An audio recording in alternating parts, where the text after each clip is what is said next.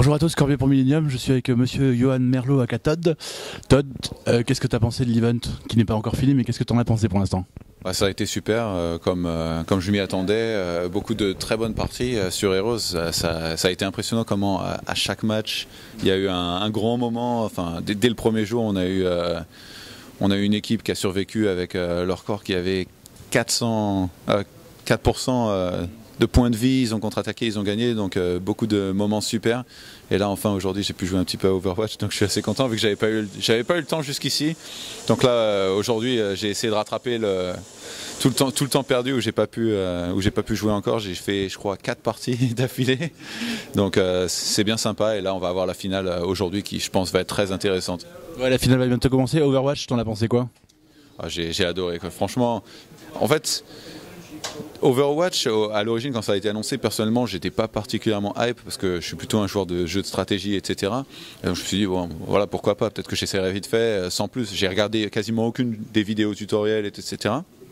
Et à la Gamescom, j'ai essayé comme ça une partie, vu que j'avais un petit peu de temps et que le tournoi était déjà fini sur StarCraft. Et en testant, j'ai directement compris que c'était ultra fun et que dans le futur, j'allais très certainement vouloir jouer à ce jeu. C'est vraiment amusant et là, je me suis régalé avec les 4 parties que j'ai fait. Pour 2016, qu'est-ce que tu vas faire? Tu vas continuer à alterner Heroes, SC2 avec LOTV qui arrive, peut-être du Overwatch. Qu'est-ce que tu comptes faire? Est-ce que tu as des plans prévus? Qu'est-ce que tu as envie de faire?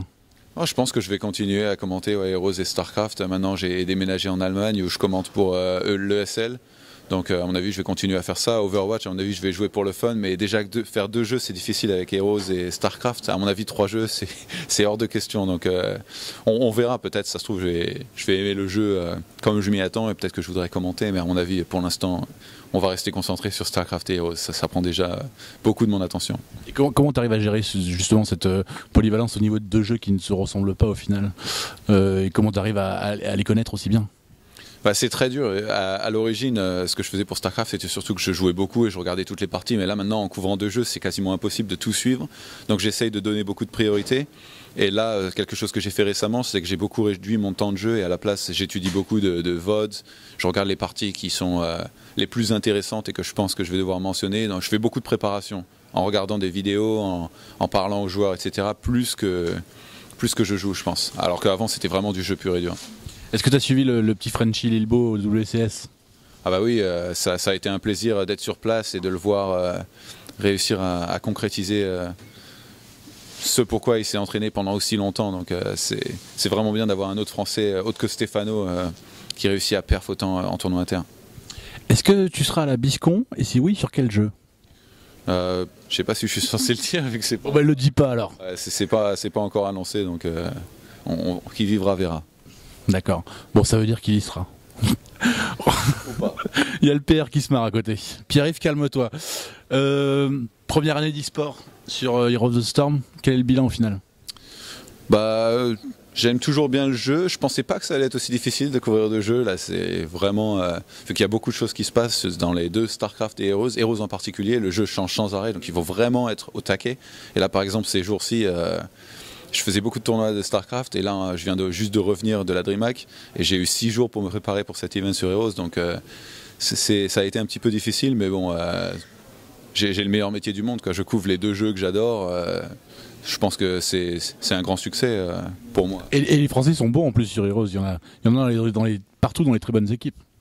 Il y en a dans plusieurs équipes qui font de bons résultats, notamment Navi, ici, qui n'a pas encore perdu une seule map. On a un Français dedans, donc, dans cette équipe, donc ça fait plaisir de voir les Français bien représentés dans les sports toujours. Les vues sur les streams Heroes ont quand même du mal à décoller. Comment tu l'expliques toi?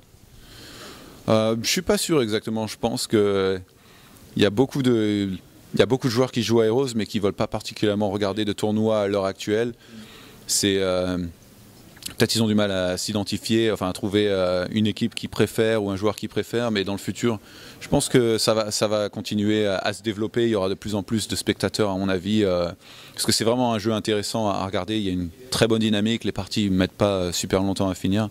Donc À mon avis, ça va continuer à se développer. Il y a de grosses attentes, vu que ces jours-ci, il y a tellement de jeux qui ont un succès énorme dans les sports, qu'on se dit, bah voilà, Heroes, peut-être que ça va être un méga succès avec beaucoup de spectateurs. Mais je pense que ça prend du temps.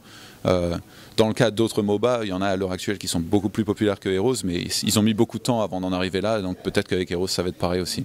Si tu devais modifier quelque chose dans le jeu pour améliorer plus rapidement peut-être le regain d'intérêt e-sportif pour le jeu des viewers sur les streams notamment, qu'est-ce que tu ferais? Bon, alors là, très bonne question. Question piège. Ouais, je vois pas trop personnellement. Pour toi, le jeu est bien, il est bien comme ça?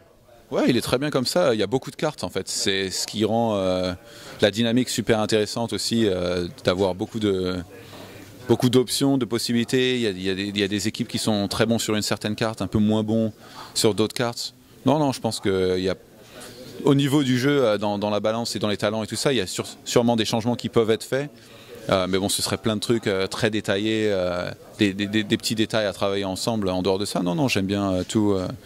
Comment ça se passe? Peut-être accélérer un petit peu le draft, peut-être, parce que moi, je viens de jeux où il n'y a pas de draft, donc j'ai pas trop l'habitude d'attendre. Même si le draft reste toujours quand même super intéressant, je trouve que des fois, ils mettent un petit peu longtemps à se compléter, donc peut-être un petit peu accélérer le draft, personnellement. Petit coup dans le rétroviseur sur l'ensemble de ta carrière.